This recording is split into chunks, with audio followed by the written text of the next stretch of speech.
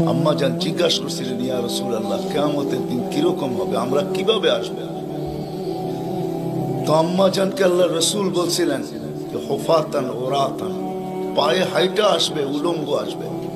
আম্মা জান চিৎকার দিয়া বলছে, আলা ইয়ারা বাদুনা বাদা, আমাদের একজন আরেকজনকে দেখবে না?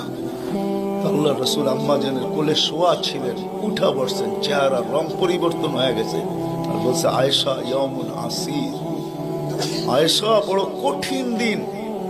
তো দুটা চিত্র তুলে ধরছেন আম্মার সামনে, বলছে, আয়েশা কিরকম কঠিন শুনবা?